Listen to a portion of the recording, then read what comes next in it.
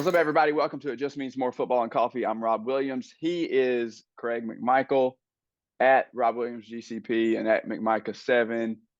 What's going on, Craig? What's happening? Strong women make waves. Strong. So you know this. You know this in your house. Surrounded by women. It's all good. So are we just supporting women today, or did you steal that from your wife out of the mug cupboard? I am supporting women. Or both. Is that your mug? Is that your mug? Is really the question. The really thing I'm getting at.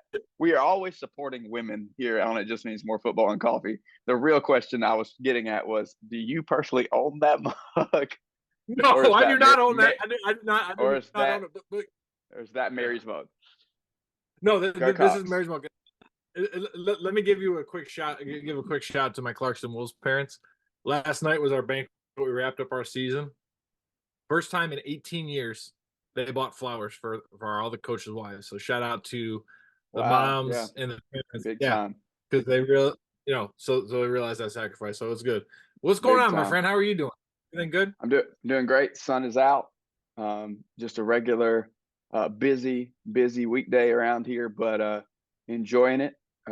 South Carolina is making waves in the college baseball world, even though they've been eliminated, as have your Georgia Bulldogs, as of recent developments.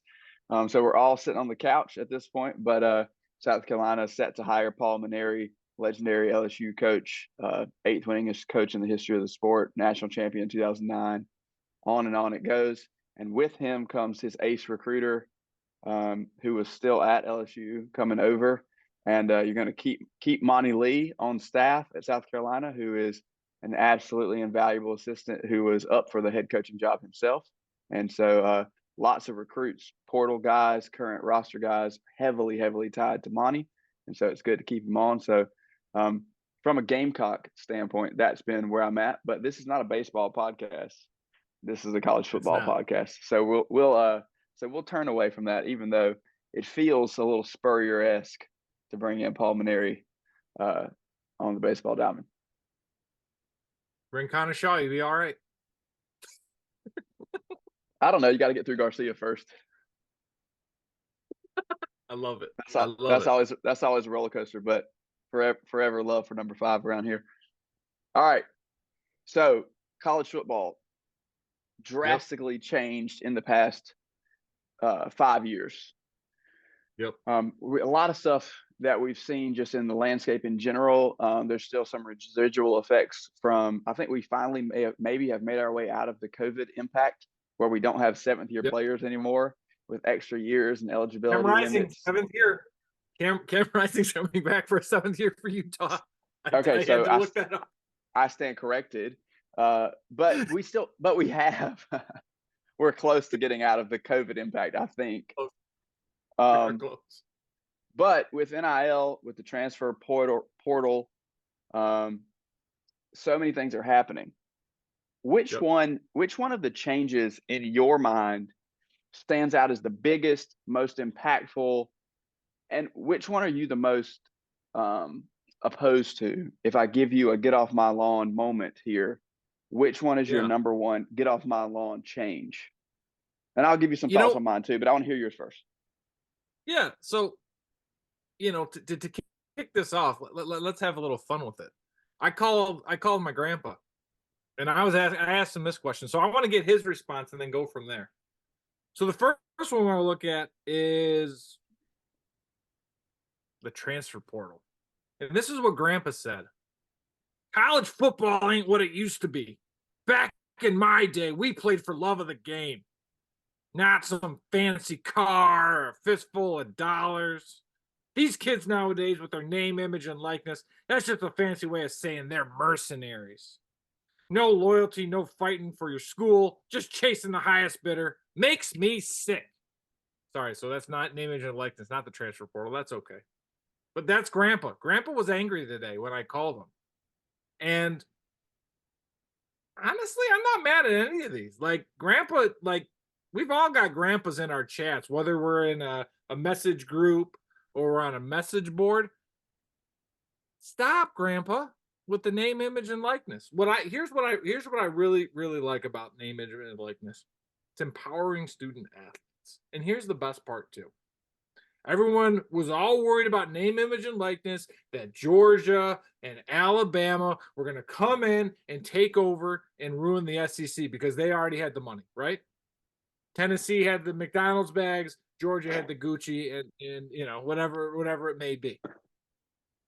What I think what we're seeing with name, image, and likeness, what I think is really cool, we're seeing recruits kind of starting to spread out a little bit. Rather than concentrating at Alabama, rather than concentrating just at Georgia or Texas, they're kind of starting to spread out a little bit. And you get schools like Missouri. We talked to Brett a few weeks ago. Missouri's done some really creative things to keep some players in. I saw they've got a big quarterback. I guess he's got a Dodge Challenger because Missouri's got high school NIL. So he's going to take that high school NIL. He's going to go to Mizzou. But here, be careful though. Here's the one thing you have to be careful about. Okay, Mizzou. He's got a Dodge Challenger. Coming from Georgia, those go fast. And if he speeds too much, he might speed right out of Columbia and into Athens. Rob, what do you think? Well, so speaking of Athens, I'm gonna steal a little bit from, I mentioned JC Sherbert on the show a lot because I followed him for decades and I've learned a lot from him. But he made the comment, and I'm going to give him credit because this is a recruiting piece, but I'm going to talk NIL, and it's directly related to Classic City, and I'm gonna actually pay you guys a compliment here. So big time recruit that recently committed to Georgia. Well, I'll stay away from the name because I'm not sure that's supposed to be said which one it is or whatnot. But defensive player, 4 or 5 star caliber player. And just knowing some of the battles in the recruiting process for this kid, I know that the deal that he's getting from Classic City to begin with is not as much money as what he was offered at other places. Kirby and Classic City have kind of set this thing up, to my understanding. And we talk about Classic City here a lot, right? Yep. Come on and sponsor. Strangely, I don't feel like they're talked about in the national scene that much. I just don't hear the name, but we talk about them a lot here. So let's focus on this because I think it's brilliant. I think everybody should do this. This has been my opinion since before this thing really got rolling. First year freshman guys have a cap where basically all players are getting similar NIL deals. And then after your freshman year, your NIL is based on your actual value, depending on your position, your value to the team, your production on the field. That is true name, image, and likeness. We see Carson Beck has obviously more NIL dollars and wheels than other players on the team, but Carson Beck has earned that. But you bring in a high caliber 4-star, 5-star kid, and what I think the mistake was in College Station is that you have, and the example that I've heard time and time again, and I think it's absolutely spot on, is if you have a big time defensive tackle, he's 320 pounds, he's 6'4", a big guy like that, how much is his motor really going to push? Sometimes you have to, it might be super quick twitch and a crazy athlete at a huge size, but you still may have to motivate him to work really hard in a lot of cases. Maybe it's a corner, maybe it's a receiver, maybe it's a quarterback. I'll just use somebody bigger in the trenches, for example, and you give them $1 million out the gate because they're a 5-star defensive lineman. How motivated is that 18-year-old kid who's now sitting on $1 million in his bank account, who may or may not have come from a lot of money, and especially if he doesn't come from a lot of money? So now it's, as the Migos say, we ain't got a whole lot of old money. We got a lot of new money though. When you get a lot of new money, are you going to work? Are you going to put in the work in the weight room, on the field, in practice? Football's developmental. None of the freshmen coming in are just going to step out there and immediately impact in the same way that a junior or senior does, because you have an 18-year-old player against a 22-year-old grown man, where you can see somebody less talented who's been in a college football program for 4 years compete. with an insanely talented freshman. I'm not saying that none of these 5-star freshmen come in and make an impact, but they're not the best version of themselves as an 18-year-old freshman, even as a 5-star. They still need to develop. I think Kirby and Classic City have it right by saying freshman year, everybody's going to get a base, and then we'll see what you do, and we'll determine how much more you can maximize your value. But Kirby's not playing with a level playing field. Let's be honest. No, he's not. Classic City, but Classic City in Georgia can do that because they're stacking classes. They're able to compete with the transfer portal and everything like that. And let's just look at our two programs. Kirby can do that. You're only going to get this if you do you do this. Beamer has to offer more because if it comes down to I'm going to Georgia, I'm going to go to South Carolina.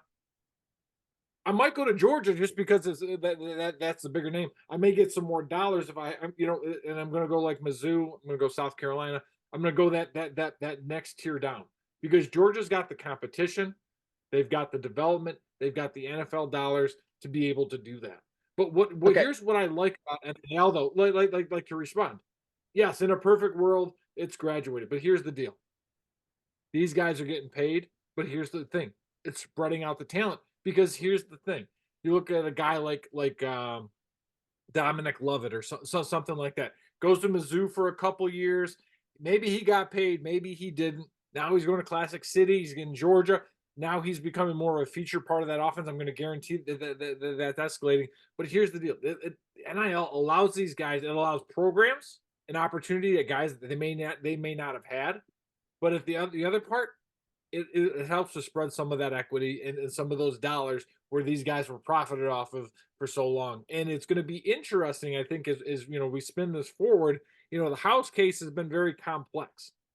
It's going to be curious to see how these NIL collectives go within the university because everybody's going to get a base rate of pay, but it's going to be who are going to be the super funders. Again, just like any business, right? Every business is going to have that entry level salary.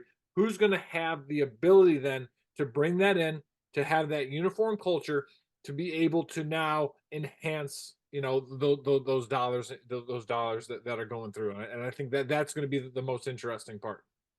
Yeah, I think revenue sharing is going to be, if they can get it done and get it done in a productive way, I think it's going to change the NIL landscape a fair amount. I think it's a good thing.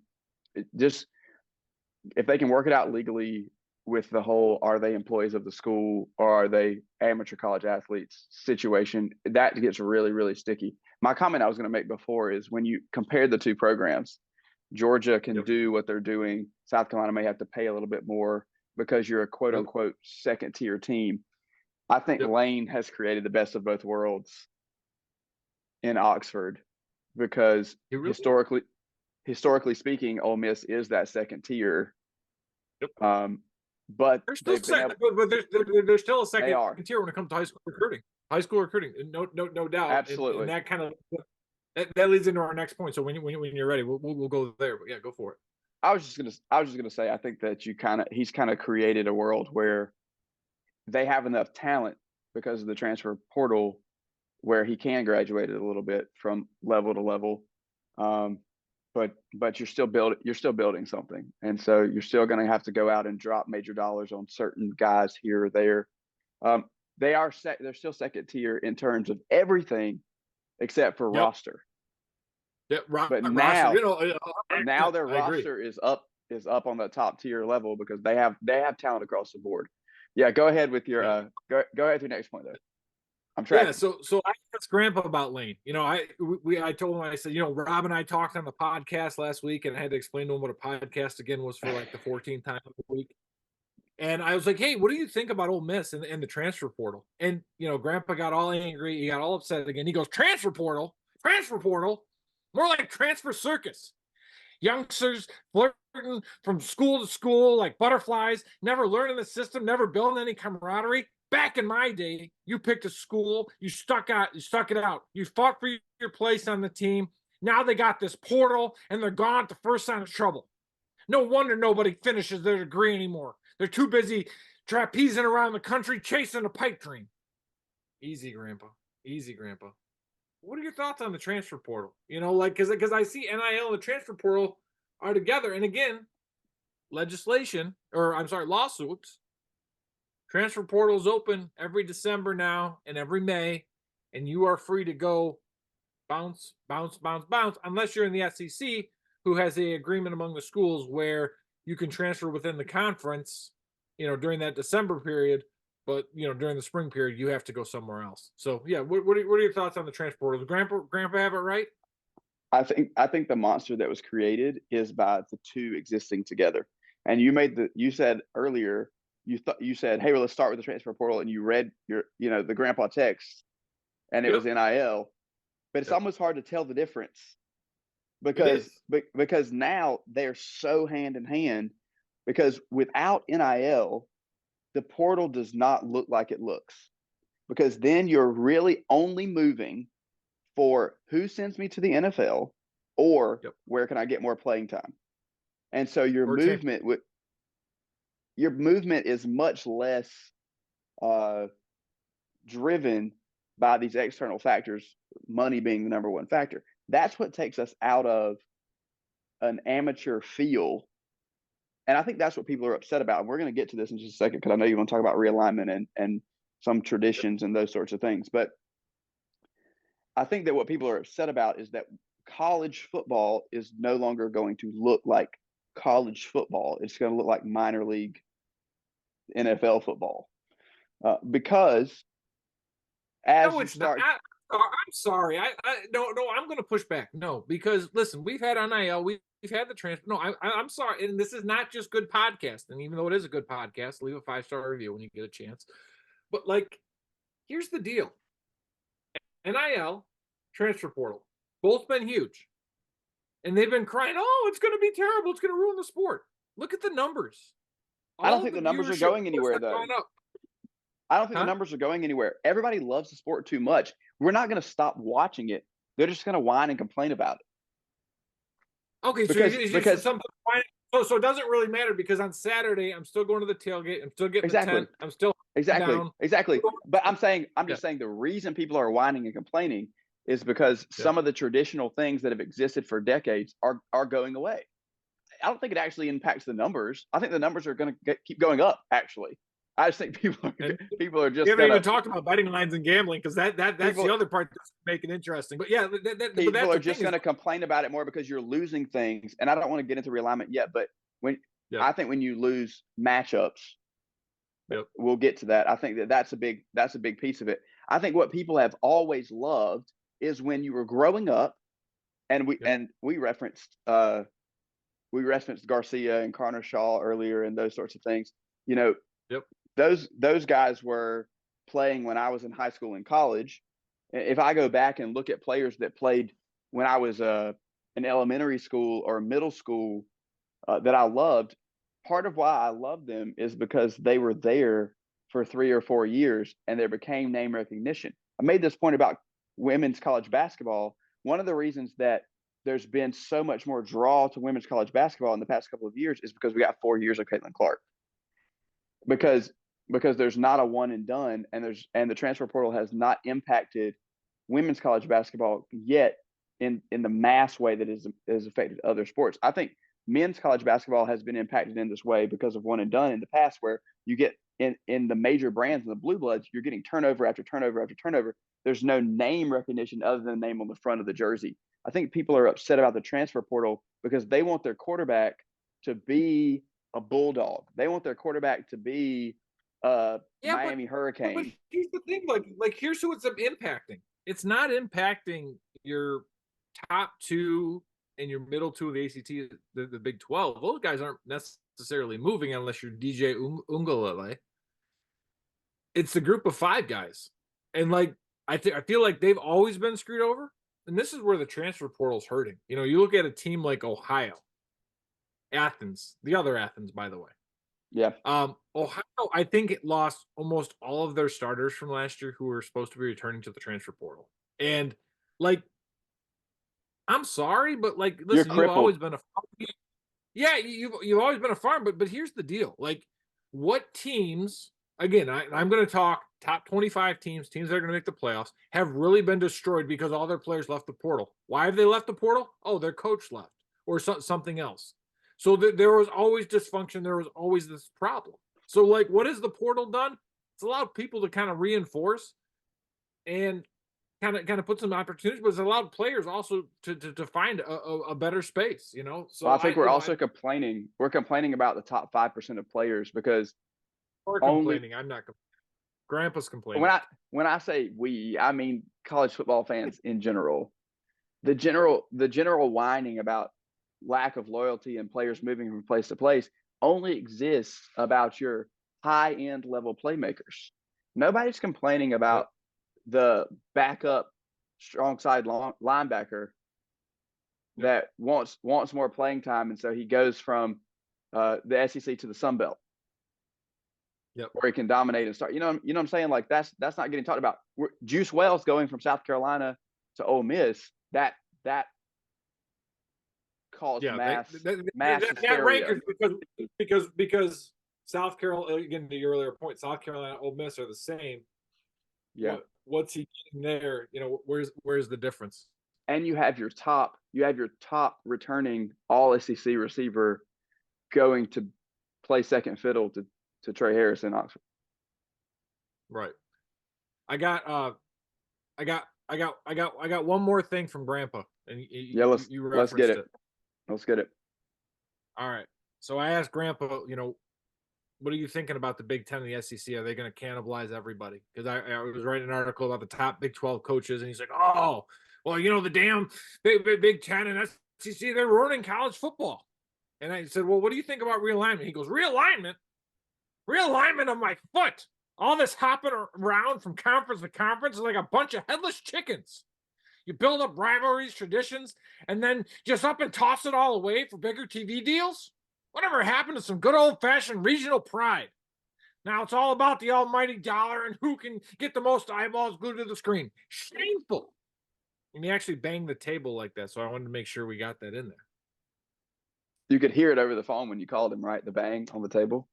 You knew what 100%. He was doing. You know he wasn't text messaging me. Grandpa still got a flip phone. Hey, I mean, so here's the thing about the realignment. I think that we have lost a select few rivalries that it is shameful that we lost. However, some of that's come back around. Texas and Texas A&M, that's their own thing. Why? But that's his own hot mess. That's a rivalry that I feel like we should never lose. I'm thankful to have it back this year. I think that if I'm not mistaken, the Civil War, Oregon State is going to stay alive, as well as the Apple Cup between Washington and Washington State. They have deals to keep those going. We're losing Bedlam. Bedlam is not. I think Gundy has flipped the bird to Norman. That's a sad one, but I was going to bring that up. Here's where conference realignment I think has benefited. You know, I had to write an article, a little plug for me, on last word on the top Big 12 coaches. One of the things I thought about with Texas and Oklahoma gone now, in the 16-team conference, you have like 8 or 9 schools that have the option and the opportunity to play for a conference championship, 100%, and a spot in the college football playoff. So it's the most fun conference in the nation, and we're just not going to talk about it because they're the third one. Right. I'm interested. You know, we got to bring Andrew back on here, but again, that's where it's fun. Here's the other part. Realignment also gives us some really cool helmet games because some conferences, Big Ten, ACC, like to play 9 conference games, unlike other conferences. Greg Sankey, Michigan, USC, Michigan State going out to Oregon. That is fun. Probably not so much fun for James Franklin, who Penn State trying to find $75 million reasons to get him out. But like Ohio State going out to LA, going out to Eugene, playing out in Seattle, that is going to be fun. Yes, it is no longer regional. Sorry, Grandpa, go sit in your couch. These are going to be some really cool games. And if we thought numbers were big last year, those numbers, the big noon kickoff, the 3:30 slate, the evening slates, those atmospheres are going to be electric. Those games are going to be wild. So yes, it is. It's always changing. Listen, even the old Southwest Conference broke up. Even they realigned. Ask Houston. Ask Rice. And it's Here's back what again. here's what I've learned in 30 years of college football fandom, right? It's all going to come back around. As the Big Ten and the SEC continue to grow, they're going. I've said this. The ACC is on a 3-year timeline. As soon as Florida State and Clemson break out, the whole thing's going to dissipate. We already talked about the Big 12. What's going to happen to them? Do we go to 48? Do we go to 64? What does this Super League look like? But whenever something breaks loose, whether it's in 3 years, 5 years, 8 years, whatever, they're going to create some type of divisional pod, some kind of system, and we're going to be right back to regional matchups. The Let's whole go. thing, the whole argument the entire time has been, well, when the Big Ten and the SEC get big enough, it's going to look like the NFL model, and we're going to have AFC, NFC. Well, you know what the AFC and the NFC have? 4 regional divisions. So we're just going to go right back to it. So it's just cyclical. So just hang tight, everybody. It's going to be okay. To your point, let's enjoy these helmet games while we've got them, because as soon as we get big enough to go to divisions, you're going to lose them again, because you're just going to group up the teams that are close to each other, because that makes the most sense. They have the most history playing each other. They've had the most bad blood. You're going to get back to that anyway. We'll be right back in regional play before you know it. So everybody just take a deep breath. What we don't want to do is lose cross-conference rivalry matchups. South Carolina and Clemson, Florida State. Iowa, Wisconsin. Bad example. Iowa, Nebraska. Bad example. Minnesota, Wisconsin. Stick in the SEC, Craig. Trolling now. I'm just trolling now. And even things within that are very regional and maybe not the primary rivalry, like you talk about Georgia and Auburn with some of the additions in the SEC, and if we go to if we're in a 1-7, and if we're in a 1-7 type of setup, your one matchup is going to be Auburn, Alabama, that they're going to keep every year, and so that's going to mean you're going to have off years of Georgia and Auburn. So you could go to 10. You could go to 1-9. Nick. Sorry, Coach Saban. We know we can't call him Nick. Coach Saban did talk about 10 games. And I know that's going to take Akron and Old Dominion off, but here's the deal. I'm glad you have our schedule memorized. I do. But I think that's the thing. Realignment, yeah. You know what? It's all going to change. It's all going to be cyclical. It's going to keep happening. This is not a new problem. Listen, here's the deal. Just you know what solves this? More conference games, less non-conference games, less Ball State. Sorry, Kentucky. You're not winning the MAC this year.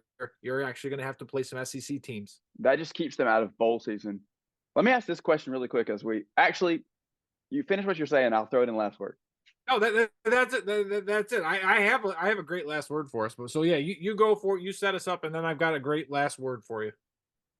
All right, we'll be back in just a second. It sounds like It Just Means More Football and Coffee. We'll see you at the last word.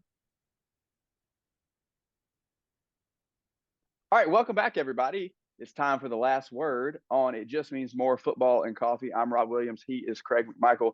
We're here talking about college football, specifically the SEC. He's a Georgia guy. I'm a South Carolina guy. We look at the SEC, but we're looking at the whole national landscape, all the changes that are happening over the course of the game. Are they good? Are they bad? Is it much ado about nothing? Do we need to just shut our mouths and let them play the games? Quick question, just to finish up our discussion from before. You made the joke, if we go to more conference games, what happens with Kentucky? And I said, you're not bowling. Somebody asked me this question the other day, a Georgia fan, actually, good buddy of mine, big Georgia guy. And I understand from that tier why this question is being asked. Do the bowl game, does making or not making a bowl game really matter anymore? It doesn't matter now. It really doesn't matter now. Let's be honest. And I'm going to go back to college basketball. You don't make the college football playoff, you're going to go to some bowl game, right? We had teams who didn't make the NCAA tournament who qualified for the NIT, and they said, "Nah, we're good. We're going to go hit the transfer portal." Ole Miss, I think Providence did that as well too. There were a handful of schools. I think Oklahoma was another one. I think not your Bulldogs, though. No, damn They right. We they almost played that won in the game. IT. That's right. We played the end. We won games. We won games. But I want like, to take. no, I don't think bowl games matter, right? Like, I don't think bowl games really matter. Like, I'll be honest. Like, even as this diehard college football fan, like, what's going to kill the bowl games is the fact that the college football playoff has expanded. Because in my mind, once you have a playoff game, all those other games really don't matter anymore, and it's really Yeah, not going to matter now. but we're still going to watch them because there's nothing else on. And football is king in the United States, and we're still going to watch the game. I'll watch Maction We are. over anything else in We are. December. We're going to watch them, and so they're still We're going going to to do watch them, numbers. but like, But as yeah. long as they do numbers, they make money, and they're not going to be killed. And they do. I'm gonna, They do numbers. They got a I'm million gonna folks. argue. I'm gonna argue that in 30 seconds that they matter for the Go. middle tier teams from a PR standpoint. The difference between South Carolina in 2022 and South Carolina in 2023 is the appearance in a bowl game or not appearing in a bowl game. I think that the media team that is brilliant and the things that they're able to do to promote Gamecock football, but when you're not playing a game, Twitter and the message boards spiral out of control. I think that you can complain at a middle tier school if you have a 7-5 year and you should have won 9 and you let 2 slip away, and that 9 would have been a killer year at a middle tier level school like that. But as long as you're going to the bowl game, you have something to be excited about, and it gives you a couple extra weeks. There's so many positive spins that the PR team can put on it, and what goes on social media. And I think that's good for fan bases. It keeps them energized and it keeps momentum rolling and excitement moving into the next year. Sorry, that's all I've got on bowl games. What's your last right word? Here, listen, hang on, real quick. Georgia State just got their Potato Bowl ring, so I loved it. It flashed in the ice of the Potato Bowl, so that's cool. All right, last word. In honor of Grandpa, Mr. Stay Off My Lawn, what's your favorite backyard or lawn game? Oh man, well, I mean, I was undefeated in cornhole in college. We set them up in front of the dorm, and nobody that walked up to us could really beat us. But I'm going to go with this is really more of a beach game, but we've brought it back. Mhm. It's we call it bucket ball, but it's really like Okay. it's kind of like beer pong, but it's with 5-gallon buckets and softballs instead of That's a lot. instead of so instead of solo cups and ping pong balls. So when you're on the beach, it's What do easy you, because you just if use you're making you a just use drinking a beer, what are you doing? well you're just removing them at this point. Like the only thing that you're removing from the game that's not the same is that we're not chugging 5-gallon buckets. We're putting ocean water in them and using it. But so it's kind of the same concept as cornhole because you're throwing about the same distance, but you're underhanding a softball. A couple of guys that I play with actually shoot them like basketballs. It's interesting to see the different strategies that you get when you're throwing softballs at 5-gallon buckets. But I'll go the homegrown creation bucket ball. All right, so we got to do a little cornhole. I love me some cornhole, but it's got to be bocce ball. One of my favorite games is playing a little bocce ball. Little one was playing bocce ball a few weeks ago. I mean, just I love it. I can It's get down. goofy. It's a little goofy, pinky up for all that it is. But it was a great time, great atmosphere. So absolutely love it. My friend, I appreciate it. Loved today. I got 2 articles. Last word coming up this week. I got the top Big 12 coaches, top 5, and then today I've got what we can learn from Texas, Georgia, and Ole Miss about the big recruiting weekend. By the Hey, way, let's jump in a Lambo. Let's jump in a Lambo from Athens to Austin, and we'll just learn everything about recruiting in NIL, and we'll see what the new we'll landscape looks like. We'll get you there fast. Unless you crash. All right, let's take a break here, and we'll see you on the next one. Remember to drive safely, drive sober, An Uber. and don't do what they do in Athens. All right, we'll catch you on the next one. This has been It Just Means More Football and Coffee. I am Rob Williams. He's Craig McMichael. We'll see you later. He was talking about Athens, Ohio, not Athens, Georgia.